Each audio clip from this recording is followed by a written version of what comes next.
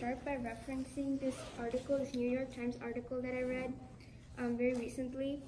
And it was a survey done by this doctor on a high school, and he was trying to see like what their stress levels were, and he did this anonymously. So he had anonymously surveyed 2/3 of the school's 2,100 students last spring using two standard measures, the Center for Epidemiologic Studies Depression Scale and the State Trait Anxiety Inventory. The results were stunning. 54% of students showed moderate to severe symptoms of depression. More alarmingly, 80% suffered moderate to severe symptoms of anxiety. And this was done for like 14 to 18-year-olds. And the reason this study is very relevant is because this was done at my school. And the thing is, I participated in this survey, and all the people who I know participated in this survey. And this is just a reflection of the Bay Area lifestyle. Let's go back to that. 80% were suffering from moderate to severe symptoms of anxiety, and about 100 people didn't take the survey because the school's population is actually 2,200. So that just goes to show you how stressful lifestyles are becoming, especially for younger and younger people. And the title of this article is the drive for success making our children sick? Which is really a reflection of the whole population here, because I know, especially in the Bay Area, it's very competitive, all the schools, and like it's very like immigrant heavy, and everyone wants to come here for like a better life that maybe they couldn't find in like India or Asia or wherever they came from. And so when they come here, it's always like you have to become successful, you have to, become a doctor or a lawyer or like an accountant, because those are the good jobs. And so in order to get into those things, you have to be like exceptionally talented, you have to do like 20 different classes, you have to join a sport, you have to do a club, you have to be in like, you have to like 5.0 GPA. And so this is just like showing how stressful our lifestyles are currently. And it's also like a sign that even though a lot of these teenagers are healthy people, like physically most of us are very healthy. I know like a few people have disorders and stuff like that, but most of us physically, if you looked at my school, we would all look perfectly fine. We would look perfectly normal, and they would be like, oh wow, this is a young, energetic group of high school students, and they're very healthy. But as we've established many times before, health is a state of well-being at all levels. So even if we look physically healthy, we're not actually healthy, because mentally and socially we're facing a lot in terms of success in college and all of these things. So stress is the sympathetic response, it's the fight or flight response, and especially in the Bay Area, our modern lifestyle is basically constant stress and very little parasympathetic response. And that doesn't mean we're constantly being chased by lions or something. Like, very few of us are ever going to experience that, but it's like we're being chased by like a metaphoric lion. Like, we have responsibilities on us, we have all these expectations put on us, we have all these pressures. We want to be socially active, but also we want to do amazing in all our activities and our classes. And if you get a job, then after that you have to be great in that, you want to get a promotion. And so these things are impairing us, because physically we seem fine, but then the way we react to it is stress, and that stress is taking a toll on our life. So chronic stress slowly takes over your life. It's like slow poison. And that's because a lot of times you don't even see the effects of it. You just, you're constantly burdening yourself, and like with the amount of things most people do, that stress, they don't even realize that their response to the things they're doing is hurting them in the long run, because they're just so preoccupied. And so stress is a response, and I think we know like yoga can help us with this, but it's not that easy. We always say, yoga can help you with stress, so do yoga and everything will be fine. But like for me, especially in these past 2 weeks, I've been really stressed out because I've had like tons of tests and a lot of big assignments that are a really big part of my grade. And so like yesterday, uh, after these last 2 weeks, I just felt so down. I felt so depressed, and like I was just sitting there, and my parents could tell that I wasn't feeling good because I just did not look normal. Like I just had so much on my mind because even after I finished all of those assignments, I'm thinking, oh, what if I get a bad grade on this? What if I fail? What if, I have to redo this assignment and then, I fail 10th grade? And we have all these irrational thoughts that aren't really, when you look at it later, it's like, why was I even thinking about that? But you're thinking about it because at that moment, because stress causes you to kind of, it makes you see things in a different perspective than you normally would.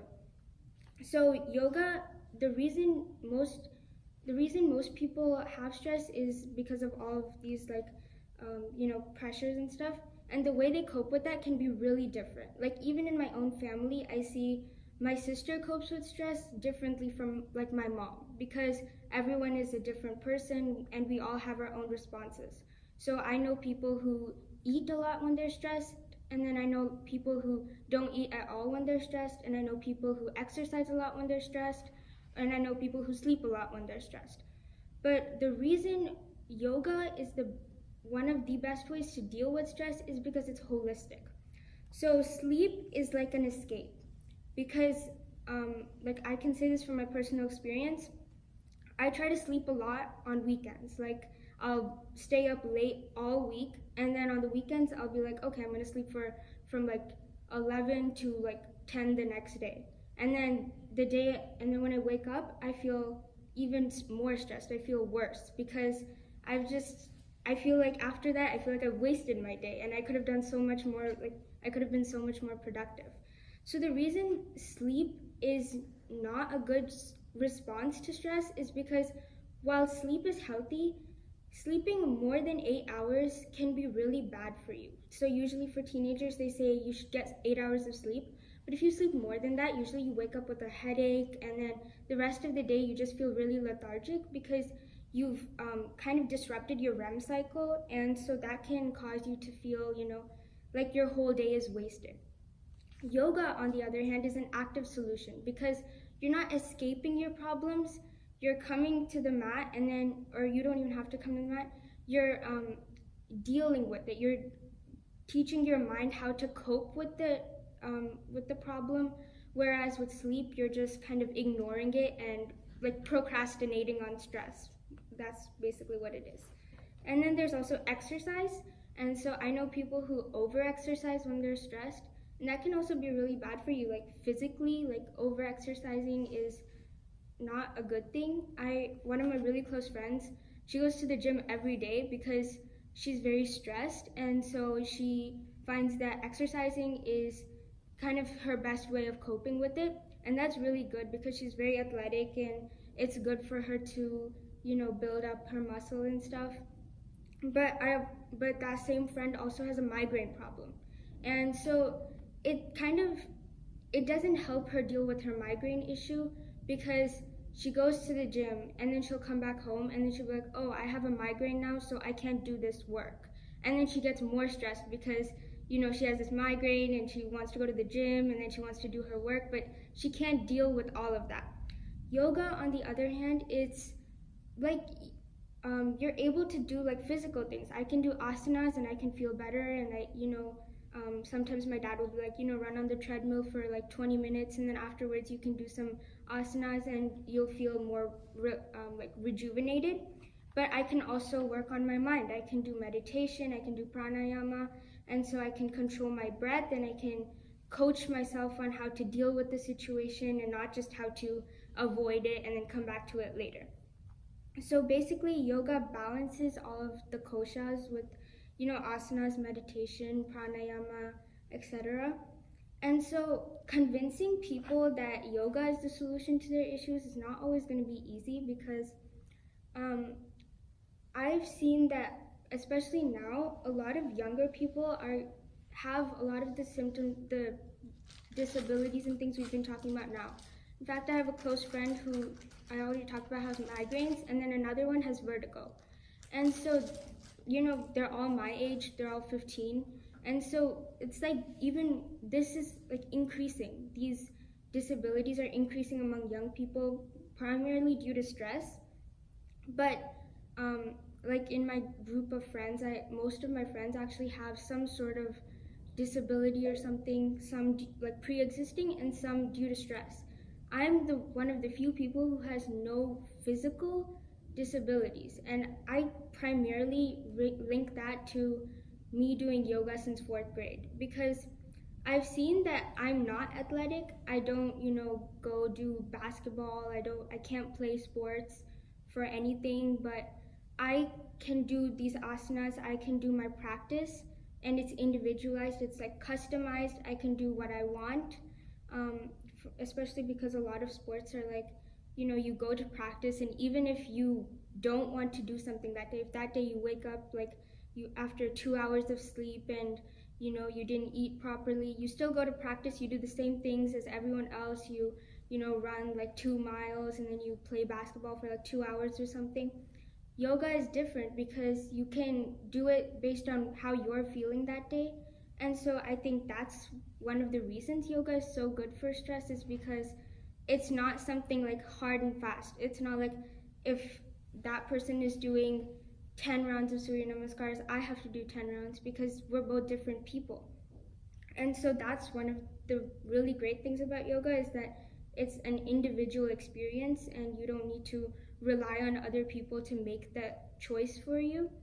And another thing about yoga is that it's very holistic. It's not a competition. So it's kind of weird that I teach yoga, and a lot of my friends, like, they don't say anything, but I can tell they're thinking it, and like some of my close friends will be like, oh yeah, we do basketball, you do yoga, and it's like kind of in a joking way.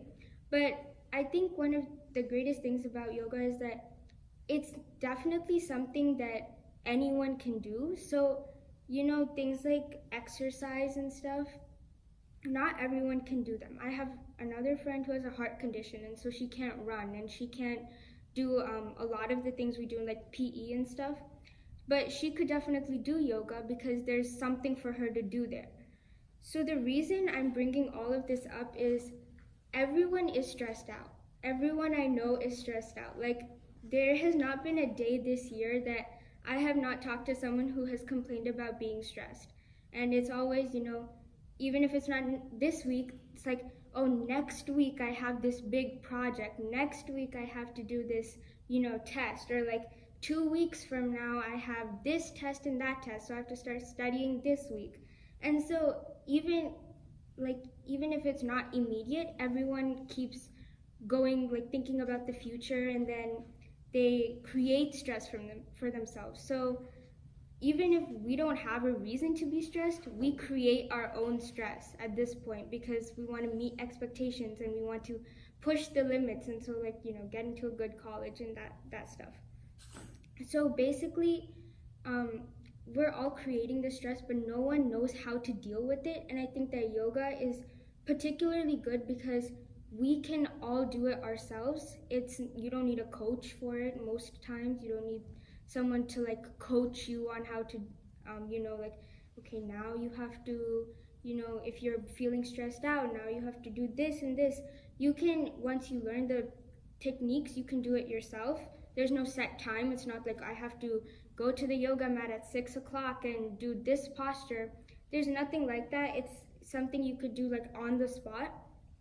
And it's also like, I know that there's contraindications and things that certain people shouldn't do, but there's always something you can prescribe to someone to make them feel better. And so I think it's very inclusive. A lot of sports and clubs are very exclusive, and so yoga is very inclusive. And it's not like stress is exclusive. It's totally like everyone is under that like umbrella. So that's another reason why I think yoga is something that's really important for stress. And okay, I was going to say something else. Oh, and this morning on the drive here, my dad so we were going to be late for sure. Like, I could tell because I woke up kind of late, and then by the time we left the house, it was like 6:55, and it takes about 13 minutes to get here. So I was kind of like, I kind of felt bad, and I was like, oh, this is this is a bad situation. And then he was telling me about how he deals with stress. My dad does a lot of things. He's like, a part-time professor, and he helps people with their businesses, and then he goes to his work. And so he does a lot of things, but I've never seen him stressed out. He also does like yoga in the morning at like 5:30 and stuff. And I always really admired him because even in like the most intense situations, he has always been someone who can just like rise above it. And so he was telling me about how he was going to India in February last year because his dad passed away. And on the flight there, like the first 14-hour flight got delayed, and he had to take a connecting flight afterwards. And so he had two options there. One of his options was he could spend the entire 14 hours stressing out about whether he would make his flight. It was about, his connecting flight was like an hour after this flight was supposed to land. And he had two options. One option was he could spend all 14 hours stressing out about this flight and whether or not he would make it, or he could sit back, enjoy his flight, get some rest, and he could just go to the airport after he landed and see what would happen, because he has this belief that anything that happens to you, it happens for a good reason. And so he decided, there's no point in me wasting all my energy stressing out about this, because this is not in my control and I don't know what to do about it. So he just sat back, he enjoyed his flight. He got down, and it turns out that about 30 other people were supposed to take the same connecting flight. So they stopped the connecting flight for them, and they waited till they got on. So just like that, the situation could have been so much worse, but my dad chose not to think about it like that. He chose to look at it kind of, the half glass full, half glass empty. He chose to look at the glass completely full because he's that much of an optimist. But it's not like everyone has that same optimistic mindset. It's that we have to, through yoga, we can teach people that stress is not something that is uncontrollable, because a lot of times the stress we create is because of, because we always look at things from a pessimistic point of view. Like, if this happens, I'm definitely going to fail in life and I won't be like anything. But if we just choose to take control of the things we know we can control and then let everything else just be and just go with the flow, then our stress would be so much less, and we would be able to avoid all of these, big disabilities and things that really impair our whole life. So that's my talk.